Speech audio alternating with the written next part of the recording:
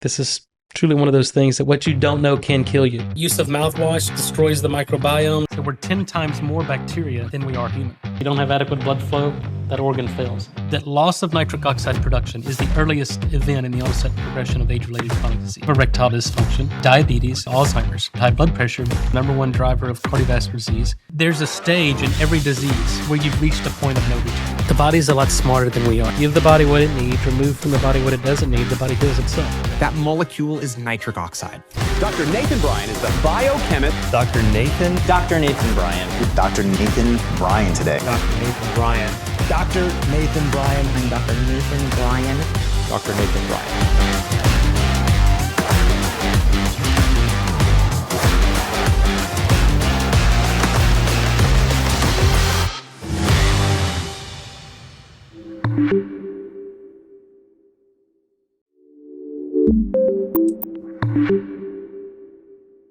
This molecule is foundational for human health and longevity.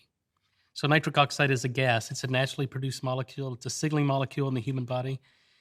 And so it regulates things like blood flow and oxygen delivery, and it mobilizes our own stem cells to help us recover and repair and replace dysfunctional cells. It improves energy production inside the cell.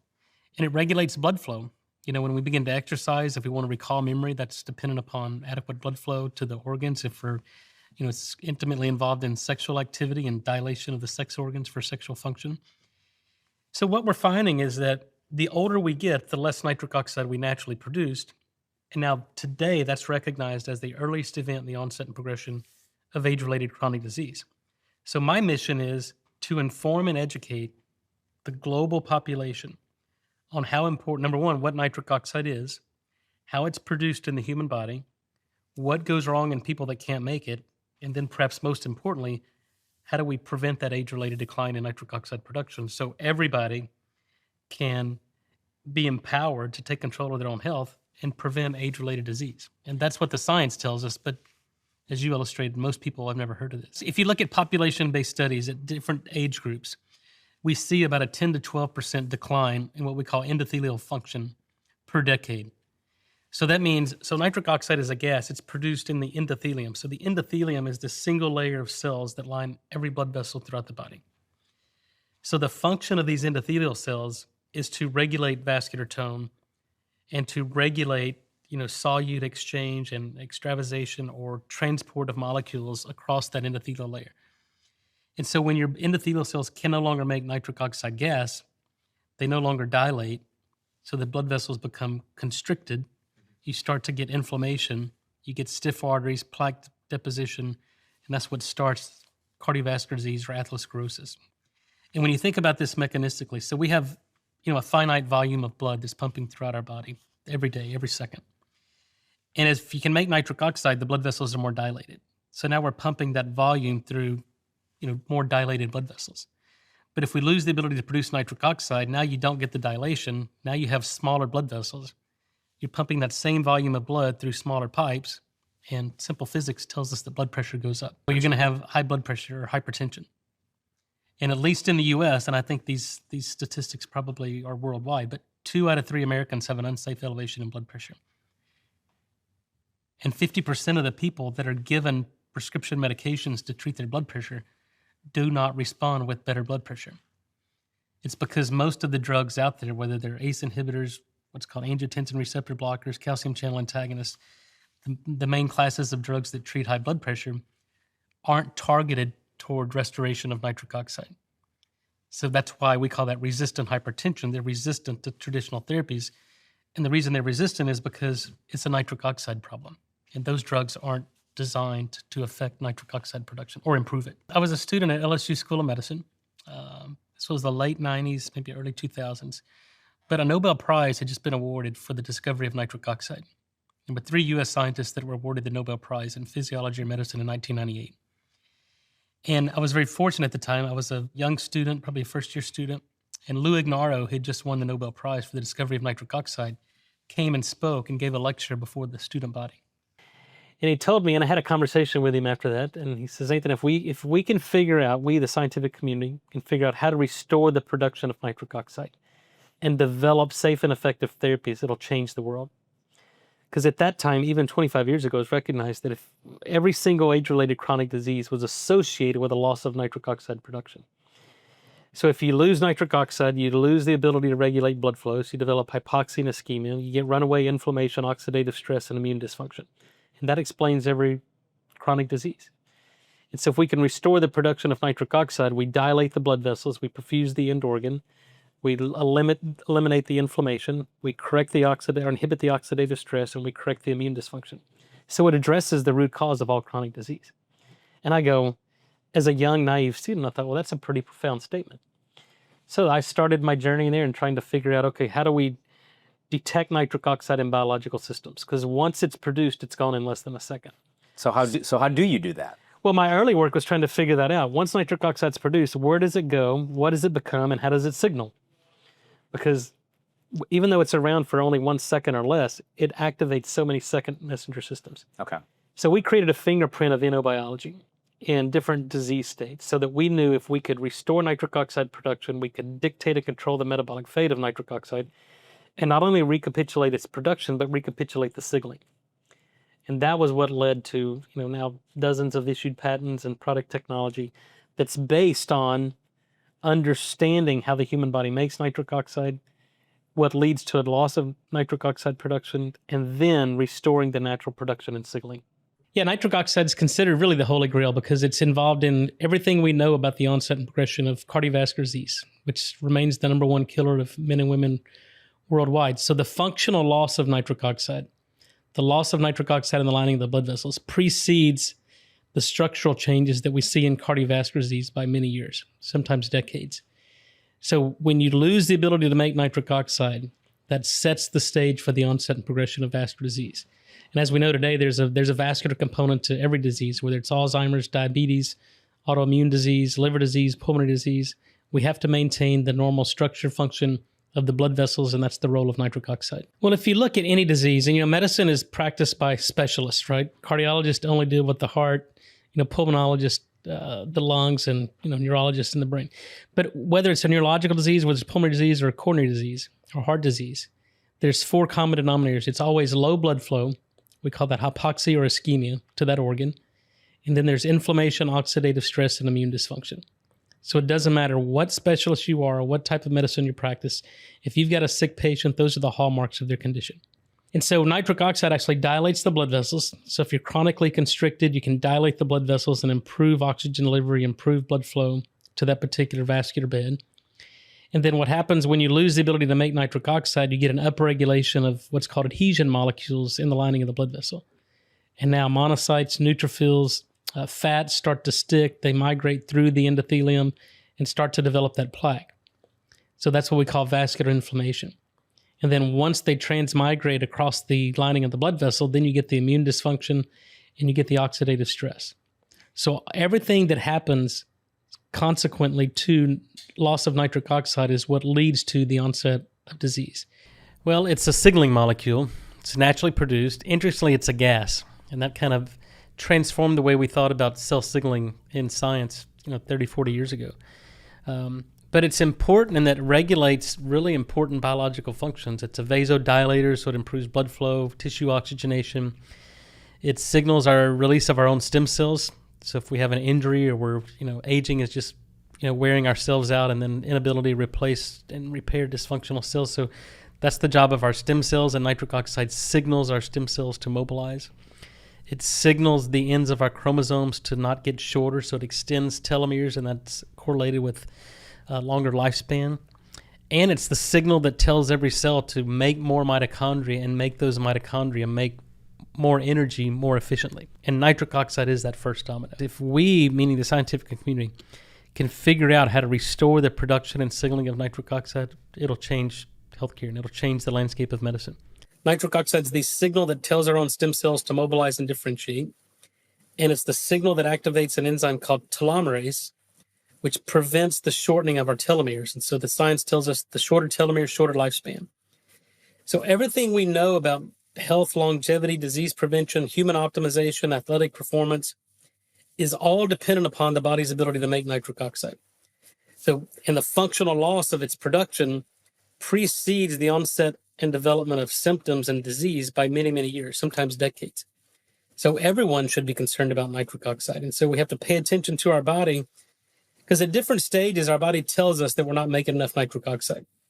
And those are symptoms that manifest at different stages. And if we don't pay attention to it, we get cardiovascular disease, which is still the number one killer of men and women worldwide.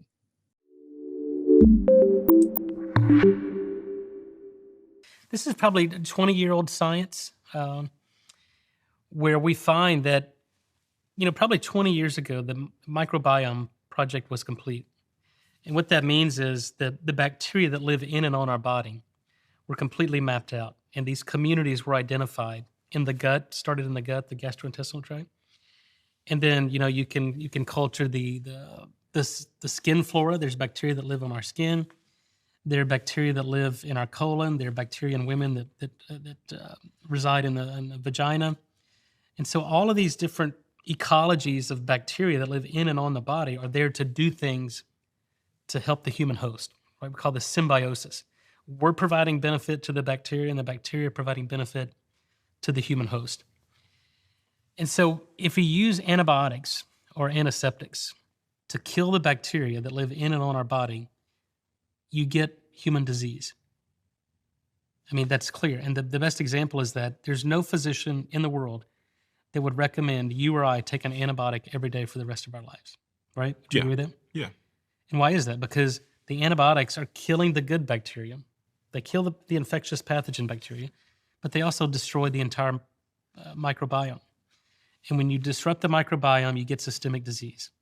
You get vascular disease, you get Alzheimer's, you get leaky gut syndrome, you get autoimmune disease, you get high blood pressure, you get yeast infections, you get overgrowth of candida, you get parasites. So the bacteria are really the police of the human kind of surveillance, right? So we have 10 times more bacteria cells that make up the human than we have human cells. So we're 10 times more bacteria than we are human. And so if you destroy that microbiome, then it leads to systemic disease. About 30 years ago, it was discovered that there's oral bacteria that live on the crypts of the tongue, the dorsal part of the tongue. And their job is to take inorganic nitrate that's found primarily in green leafy vegetables or from the production of nitric oxide that's oxidized to nitrate, and then recycle that back into nitric oxide. So the best example is we eat a salad, eat some spinach. 90 minutes after we consume that nitrate is reabsorbed. 25% is reabsorbed in the kidneys. It's concentrated in our salivary glands. Now, each time we salivate, we're secreting nitrate in our saliva. And these bacteria metabolize that nitrate into nitrite. So now our saliva is enriched in nitrite. We swallow our saliva. That nitrite becomes nitric oxide gas in the lumen of the stomach, provided there's stomach acid production.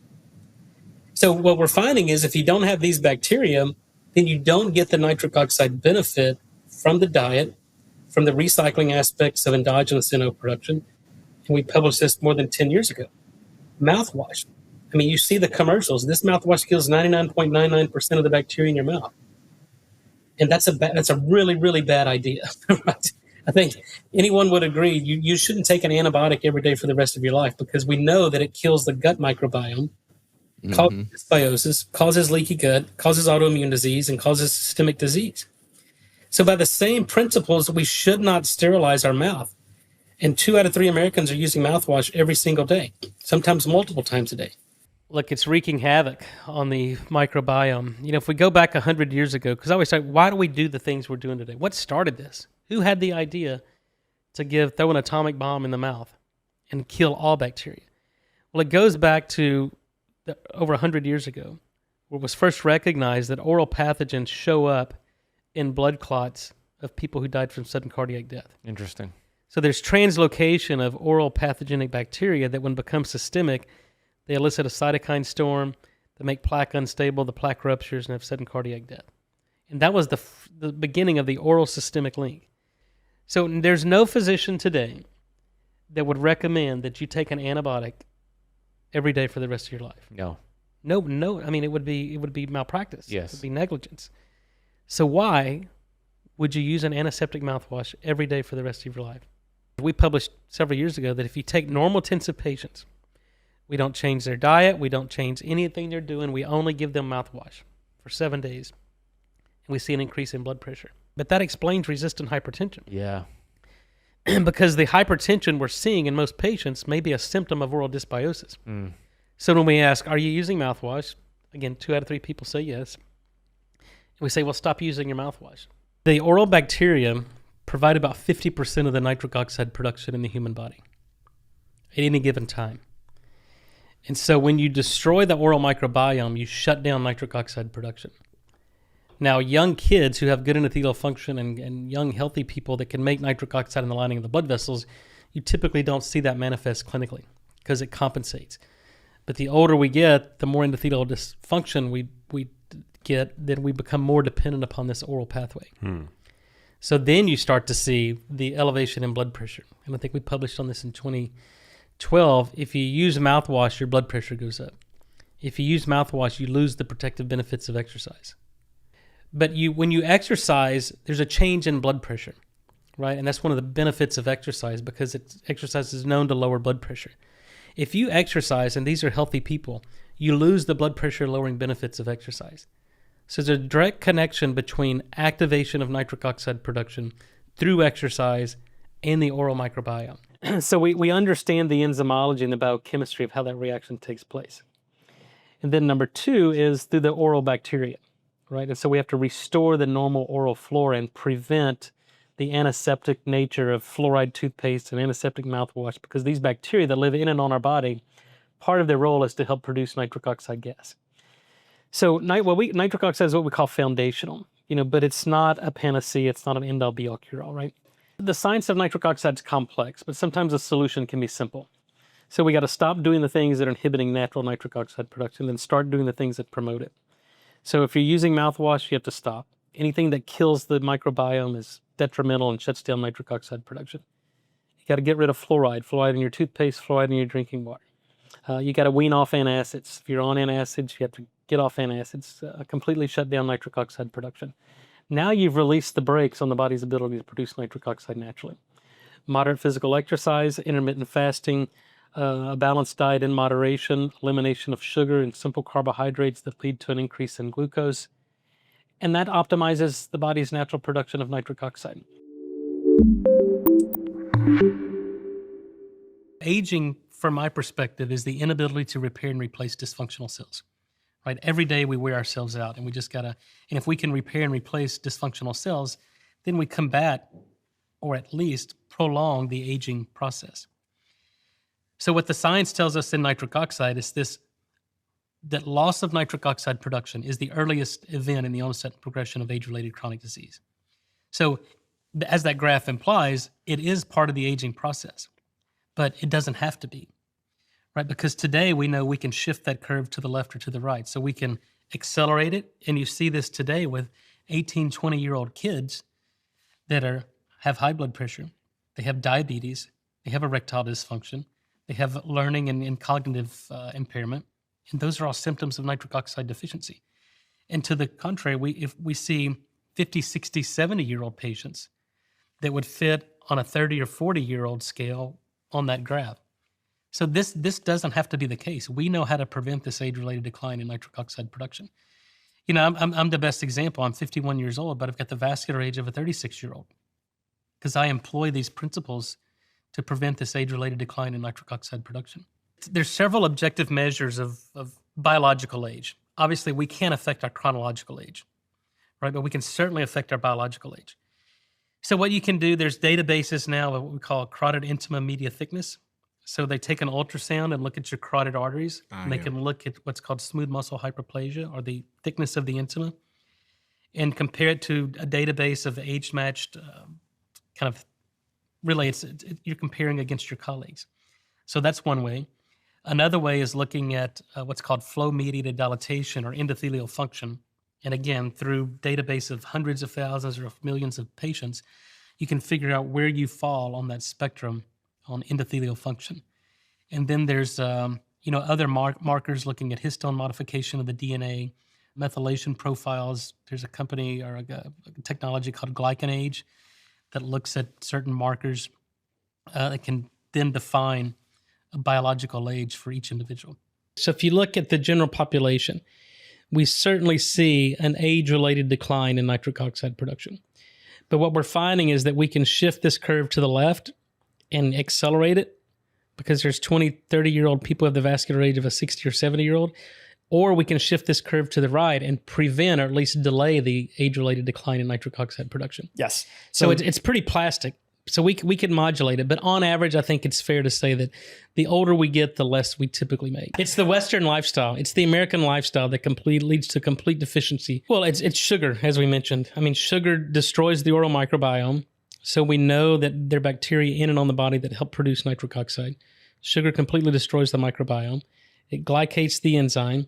It leads to a lot of oxidative stress, which oxidizes an essential cofactor that makes nitric oxide, which basically develop endothelial dysfunction. So the enzyme in the lining of the blood vessel can no longer make nitric oxide. So that's number one. Number two is, farming practices from the 1940s to the 2010s.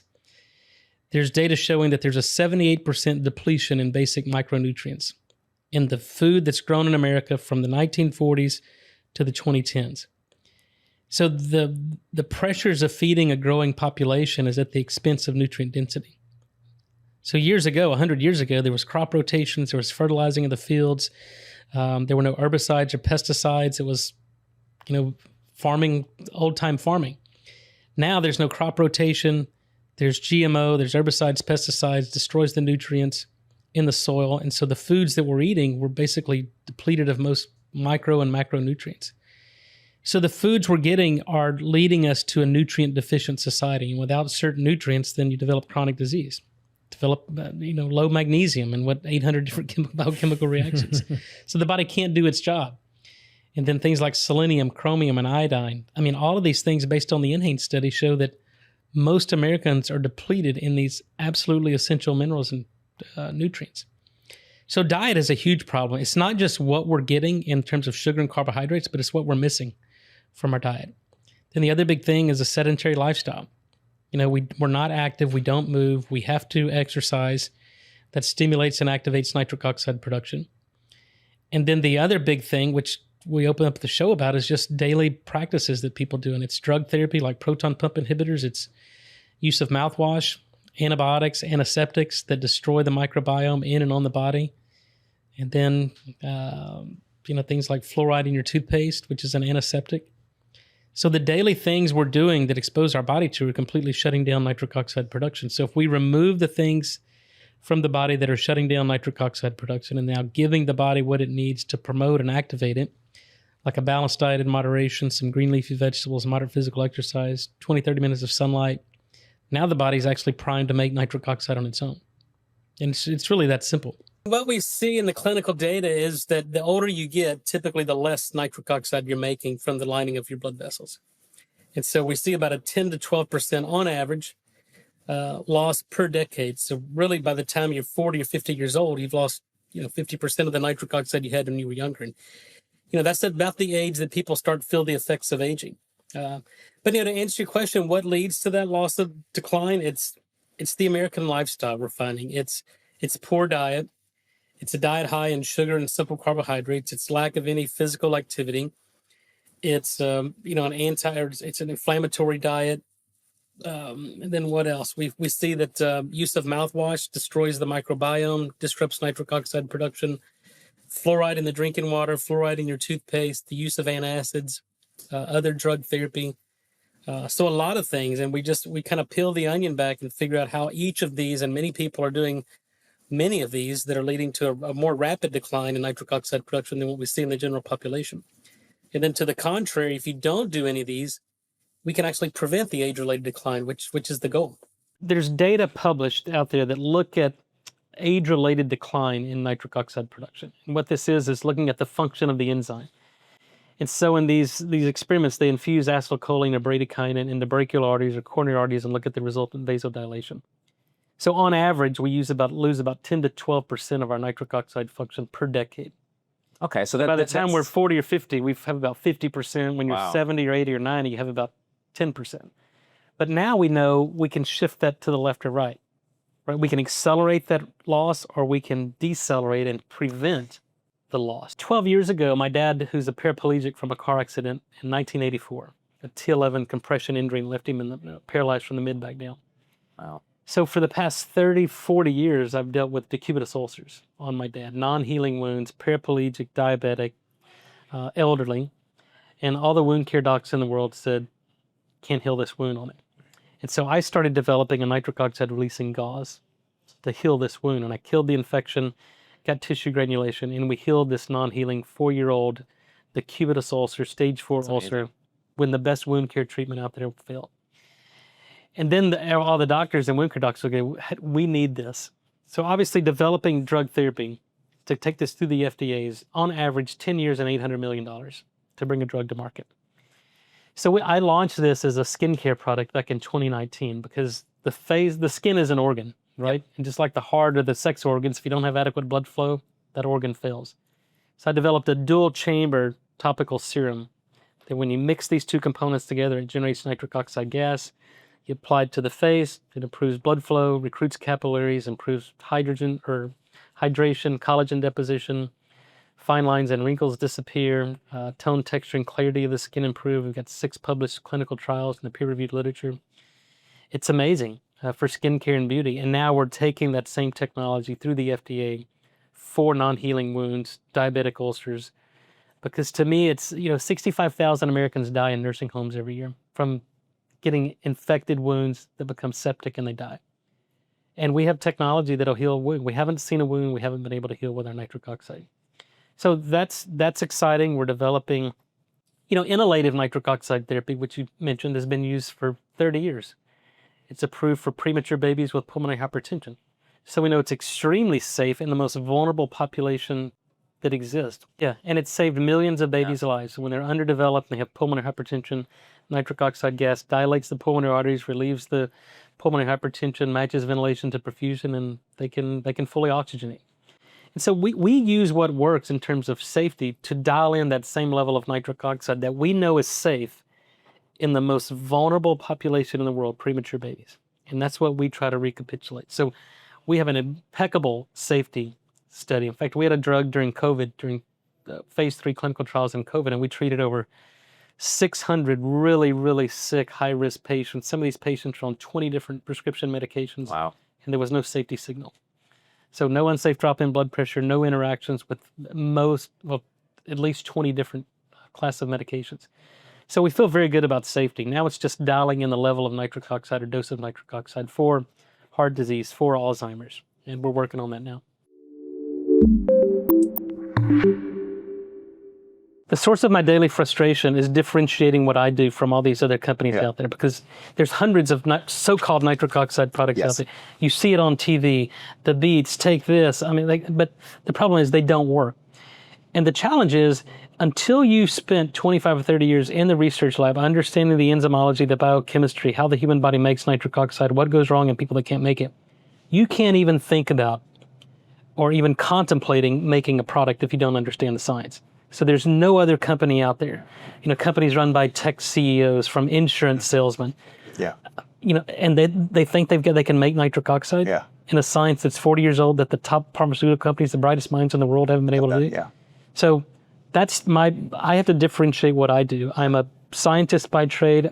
I'm a CEO and founder, and I will never abdicate that role to anybody who doesn't understand the science. Because there was some early data coming out. Everything has a reason, right? There were data coming out primarily from some UK investigators showing that if you drink beetroot juice that contained a standardized amount of nitrate, that the body would convert this into nitric oxide and you can enhance and improve physical performance, even in well-trained athletes. So during that time, most of these Olympic athletes, in fact, I think the UK Olympic team won more medals than the 2012 Olympic Games than any other time in history. And they attributed that to the beet juice. So then the market was flooded with beetroot products. And then I started testing them because we were making nitric oxide or contemplating making nitric oxide based product technology then. So I go, what's in beets? Most of these beets products are what we call dead beets. All they do is turn your pee and your poop red and cause a lot of anxiety. So there's no nitrate in them. In fact, we've used a lot of these commercial beet products as placebos in our randomized placebo-controlled clinical trials for nitric oxide active products. Wow. to address that because it's a huge problem. So when people are looking, when biohackers or consumers are looking for beets because they see the commercials, they see the media out there, then I felt I had an obligation. If you're looking for beets as a source, as a way to deliver nitric oxide, then we know how to do that. So we ferment beets. We start with a premium product. We ferment them, so we pre-convert it. We take out the oxalates. We take out the beet pulp, the beet fiber, the beet taste. And so our NO beets powder is a white powder, doesn't look or taste like beets, no oxalates, nitric oxide delivery, electrolytes, and we put in mitochondrial ATP. So you want to optimize nitric oxide, improve performance, and turn on your mitochondria? The NO beets products is a killer. Unfortunately, most beets products on the market provide no nitric oxide benefit. Okay. They're what we call dead beets. They're dead beet. The only thing they do is turn your pee and your poop pink, cause a lot of anxiety, but there's no nitric oxide. So we felt an obligation to create a beet product that produced nitric oxide. We call that NO beets. We ferment the beets, we take out the oxalates, and it produces nitric oxide when it's put in solution. And then we developed a topical nitric oxide for skin care. Okay. Because the skin is an organ. You don't have adequate blood supply to the skin, you get fine lines and wrinkles and you look old. So we make a topical. And then, I developed a couple of months ago a toothpaste because we're finding how important the oral microbiome is for nitric oxide 100%. Production. So we remove fluoride. Mm-hmm. It's a hydroxyapatite-based toothpaste that remineralizes the teeth. We target the microbiome. We improve the diversity of the microbiome. We improve nitric oxide production. And we've got an incredible oral care line of products. We're developing a nitric oxide-friendly mouth rinse. Mm-hmm. 2 out of 3 Americans use mouthwash every day, kill the microbiome and cause nitric oxide deficiency. Now we're using that as a target. And we're finding that if we have people that have high blood pressure and they switch to our toothpaste, we normalize their blood pressure. Just the toothpaste? Just the toothpaste, because we're targeting the primary source of the dysbiosis that's causing hypertension. And then, we've got drugs now for ischemic heart disease. We've got a drug for Alzheimer's that we're moving through the FDA, and we're taking our topical drug and developing it for diabetic ulcers and non-healing wounds. And I think it's gonna change the world. It's gonna change the landscape of medicine, because our nitric oxide drug therapy gets to the root cause of dementia and Alzheimer's. Yeah. It's a vascular disease. It's a metabolic disease that leads to protein misfolding. Yeah. If we restore blood flow to the brain, overcome the focal ischemia, we improve glucose uptake, improve insulin signaling, the brain functions, you don't get protein misfolding, you don't get amyloid plaque, you don't get tau tangle. So nitric oxide will cure and will prevent Alzheimer's disease. We've seen it, and we're working on that as a drug therapy now. And the other thing I'm excited about, because again, it goes. My dad, being a paraplegic, had decubitus ulcers that he almost died from, got septic and infected wounds, and 4 years of non-healing wounds. We healed it with a topical nitric oxide. And 65,000 Americans die in nursing homes every year from infected wounds. And now we have a solution for that we haven't seen a wound that nitric oxide hasn't been able to heal. We listen to and we're observant about people who take our lozenge, because most people who take our nitric oxide lozenge will see a normalization of blood pressure. Yeah. The only people we haven't been able to manage blood pressure with repleting nitric oxide are people who have heavy metals, because it doesn't mean the product isn't working, because we're producing nitric oxide even if your body can't. It's kind of zapping it. But it's scavenging. It's like a sponge. It's just taking it up before it has a chance to dilate the blood vessels. And then the other thing are people with adrenal tumors, undiagnosed adrenal tumors, because you get this increase in mineralocorticoid secretion, and that creates a volume overload that even the vasodilation can't account for that. So those are the resistant hypertension patients where nitric oxide is resistant, heavy metals and adrenal tumors.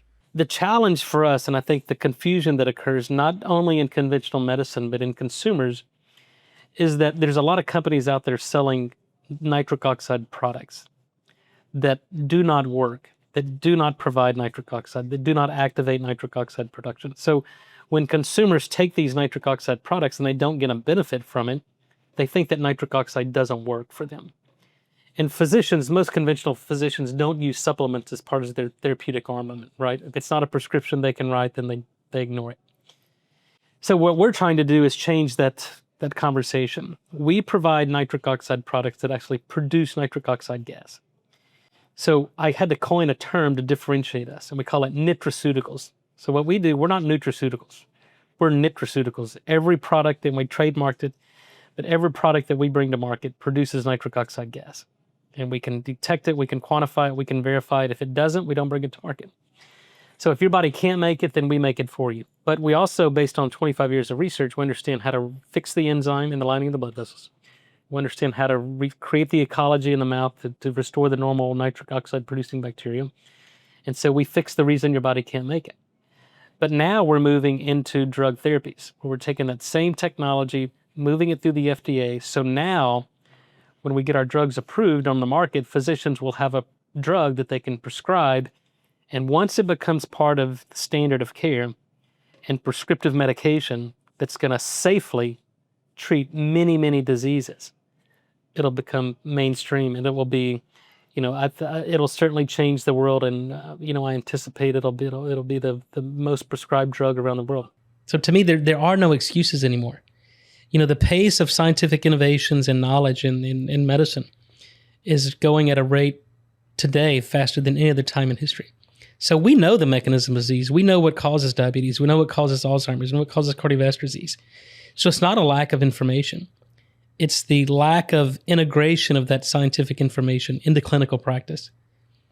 And I think it's because there's, doctors and physicians they don't have enough time to spend time with their patients to get to the root cause.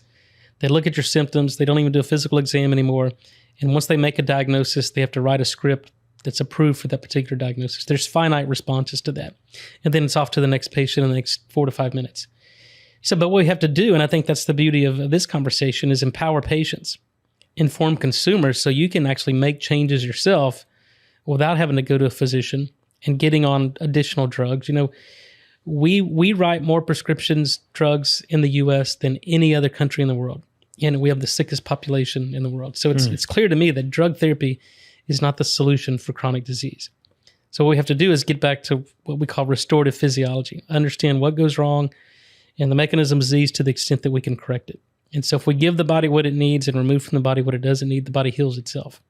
In academic medicine, we're charged with understanding the mechanism of disease to where we can start to develop rational therapies, safe and effective therapies. And looking at this wild, wild west of the supplement, I go, how can I differentiate what I do with what everybody else does? Mm-hmm. And so several years ago, I coined a term and trademarked Nitrauticals. So nutraceuticals are nutrients designed to provide benefit. Nitrauticals, nitric, provides nitric oxide. So everything that I do is, the philosophy is, if your body can't make nitric oxide, then I got to give it to you. So all of our products produce nitric oxide gas. And in 2007, we discovered that nitric oxide is a hormone. Now think about hormone replacement therapy. Yeah.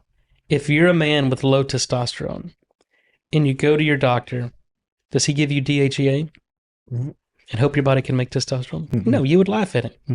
It's the same philosophy. If you're nitric oxide deficient, I can't give you precursors and hope your body can make it. Yeah. You're deficient because your body can't make it. Yeah. So if you're low testosterone, we give you testosterone, the actual molecule. It's the same with nitric oxide. If you're low in NO, then I got to give you nitric oxide. Your body's not able to make it. So we do this through an orally disintegrating tablet. We provide about 20 parts per million NO gas over 5 to 6 minutes. I created a fermented beet powder that's not dependent upon the microbiome, so we've pre-converted it for you. So now when you put it in water, it produces NO gas, and you got to consume it immediately. And then I make a topical line of nitric oxide products for skincare. And now we're developing nitric oxide releasing drugs for heart disease, Alzheimer's, topical drugs for diabetic ulcers, non-healing wounds. Wow. And it'll change medicine. So that was really my motivation, that, look, number one, consumers need to know, what are they doing to destroy natural nitric oxide production? Stop doing that, and then start doing things that promote it. But we're programmed to take a pill, right? Yeah. Nobody wants to change their diet. Nobody wants to stop what they're doing. They want to take a pill to feel better. And even though we've made a lot of progress and our products are amazing, it's not a silver bullet, right? We're seeing remarkable effects by giving nitric oxide gas, but you still got to do a little work and change your habits. And that's why I develop these products, because consumers deserve to know and trust that the products they're buying do what they say they're going to do. And in the supplement industry, that doesn't always happen. The first sign and symptom of nitric oxide deficiency is usually erectile dysfunction. And when you think about this, when we're stimulated or we're about to have intimacy with our partner, we have to dilate the blood vessels. So, erections in both men and women are dependent upon dilation of the blood vessels to get engorgement, to get increase in blood flow, and that's what an erection is. But if those blood vessels can't make nitric oxide, the blood vessels don't dilate, so there's no increase in blood flow, there's no engorgement, and that's by definition what we call erectile dysfunction. And it's the same in men and women, right? Whether it's the penis or the clitoris or the labia, you have to have an increase in blood flow. And without nitric oxide, there's no increase in blood flow. So that's number one. And we call that the canary in the coal mine, because for years, people thought it was a lifestyle disorder, right? What, erectile dysfunction? Yeah. Yeah. But now it's recognized that it's a symptom of loss of nitric oxide and really an accelerated form of cardiovascular disease. So we have to focus on the vascular component of erectile dysfunction. Well, there's no labs that we can draw like your cholesterol or vitamin D or magnesium or things like that, because nitric oxide, as I said, is a gas. Once it's produced, it's gone in less than a second. So what we have to rely on are symptoms. So the first, typically, if you're losing the ability to produce nitric oxide, there's a hierarchy of symptoms that will show up. The first one is usually erectile dysfunction, because if you can't dilate the blood vessels in the sex organs to get engorgement, to get an erection, and that's in both men and women, by the way, then that tells us your blood vessels aren't making nitric oxide. So erectile dysfunction, and it's in men and women. Now, it's not just a penile erection, it's a clitoral erection. In order for women to have an orgasm, get an increase in labial pressure and clitoral pressure, and that pressure comes from an increase in blood flow. So here's the problem. Clinically, we know that 50% of the men that are given Viagra for the past 26 years don't respond with better erections, because these drugs aren't affecting nitric oxide production. So if you don't respond, that tells us you're not making any nitric oxide. Oh, so then if you give them one of your lozenges, you give them a lozenge, you can turn the non-responders into responders, and you can lower the dose, making it safer, more effective. So the combination of low-dose Cialis with the lozenge is killer combination. But Viagra is not a nitric oxide donating drug. In fact, many physicians misunderstand that. So nitric oxide activates a second messenger system and activates cyclic GMP and leads to cyclic GMP, and then the PD5 inhibitors prevent the breakdown of cyclic GMP. And so that's what initiates smooth muscle relaxation and vasodilation that allows for engorgement and erections in both men and women. But we know, these drugs have been approved on the market for more than 26 years now, and only 50% of the men that are prescribed Viagra or any other PD5 inhibitor respond with better erections. So 50% of the men don't respond. And the explanation for that is because their body's not making enough nitric oxide to activate that second messenger system for these drugs to work on. So that told us 25 years ago that erectile dysfunction is a symptom of nitric oxide deficiency. So if we can correct nitric oxide production, we can correct erectile dysfunction and improve performance. Improve sexual performance, improve athletic performance, improve cognitive performance. But for me, it's about blood flow and adequate blood flow. So if you want to improve your performance, whether it's sexual performance, you got to have adequate blood flow to the pelvic region. Cognitive performance, you've got to have adequate blood flow and perfusion to the brain. Athletic performance to the heart, to the skeletal muscle. And so if you can't make nitric oxide to regulate blood flow and oxygen delivery and have efficient mitochondria for ATP production, you're not optimized. So again, nitric oxide is foundational for everything we know about health, longevity, and human optimization. So I think it's certainly a longevity molecule, but when we have to understand how these drugs work, and you alluded to it. So nitric oxide activates an enzyme called guanylyl cyclase, leads to cyclic GMP, and then the PD5 inhibitors prevent the breakdown of cyclic GMP. So then that leads to smooth muscle relaxation and vasodilation. But here's what we know. Those drugs were approved in 1998. They've been on the market now for 26 years. And 50% of the men that are prescribed, either whether it's tadalafil or sildenafil or the other PD5 inhibitors, don't respond with better erections, or their symptoms of BPH don't improve. And what we're finding is they don't respond because they're not making enough nitric oxide to activate that second messenger system. So now if we give the lozenge or we give nitric oxide, we increase cyclic GMP. These non-responders are now responsive to PD5 inhibition therapy. And I think most importantly, you can lower the dose. Certainly the 5 milligram daily tadalafil is very effective. But you can make it much more effective, get better erections, get better urinary symptoms of BPH if you pair that with the nitric oxide lozenge. But to answer your question, what do we worry about? We worry about an unsafe drop in blood pressure, and we worry about methemoglobinemia. Those are the only signs of toxicity. Okay. So certainly we don't see an unsafe drop in blood pressure with a 5 milligram tadalafil. we hardly ever see any met formation. There's only two people in the world who need nitric oxide. There's the people who are sick and want to get well, and there's the people who are well and don't want to get sick. So if you fall in one of those two categories, you need it. It's better to be proactive rather than reactive. And unfortunately, medicine is a reactive practice. I think at the end of the day, we have a very short time on this earth that, we're going to be remembered by how we make people feel rather than the accomplishments and the other successes in life. And so I'm just grateful for, friendships, being able to blessed with, the knowledge and the wisdom to what I think solved a major problem. And so today we understand there's a kind of hierarchy of symptoms that manifest the more compromised your body becomes in nitric oxide. And the first one is typically erectile dysfunction. And when you think about that, it makes perfect sense because to get an erection in both men and women, we have to dilate the blood vessels. And that blood vessel dilation comes from the production of nitric oxide. So if the blood vessels aren't making nitric oxide, you get no vasodilation, you can't get engorgement, and that's erectile dysfunction. And that's really what we call the canary in the coal mine because it's a systemic disease. It's not just the dysfunction in the sex organs. It's the same dysfunction as we see in the coronary arteries and the cerebral arteries.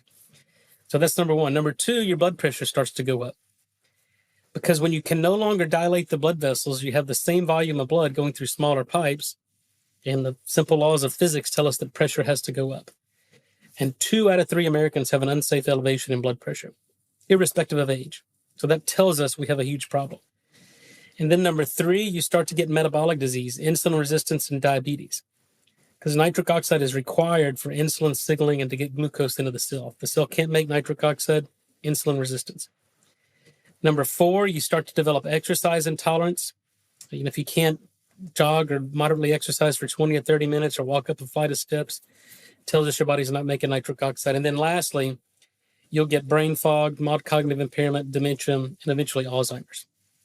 But at each step, we can take corrective measures and prevent those further symptoms and basically reverse and regress disease. And then kind of I've intertwined a personal story in there of what discoveries we made, observations we made early on that kind of made us pivot and change the way we designed the next experiments that really led to some really seminal discoveries in what we know about nitric oxide today. But the motivation is twofold. Number one, to tell people the story of nitric oxide, bring awareness, and to take these very simple steps. Throw in some more green leafy vegetables, get rid of fluoride, stop using your mouthwash, get off antacids, eat a balanced diet in moderation. We got to move, get some sunlight, basic nutrients, detoxification, restore nitric oxide production, and your body responds. This is truly one of those things that what you don't know can kill you. And there's a stage in every disease, whether it's heart disease, kidney disease, Alzheimer's, where you've reached a point of no return. There's really no medical therapy that's going to reverse that disease because it's progressed to a state that's irreversible. So I think what we try to do is take patients early in the process, what we call vascular dementia, mild cognitive impairment, early Alzheimer's. Because what I want to be able to demonstrate is 2 things. Number 1, can we stop the progression of disease? Once it's started, can we stop the progression? And then number 2 is we want to enroll patients far enough along to where we can show regression. So can you move the needle back? And so that's a very kind of a specific and finite patient population. When you design a clinical study, number 1, at the absolute worst, we want to stop progression. At the absolute best, we want to show that we can regress disease. And that's the goal of therapy, is that you understand the mechanism of disease to the extent that you can treat it, you can prevent it, you can reverse it, and you can cure it.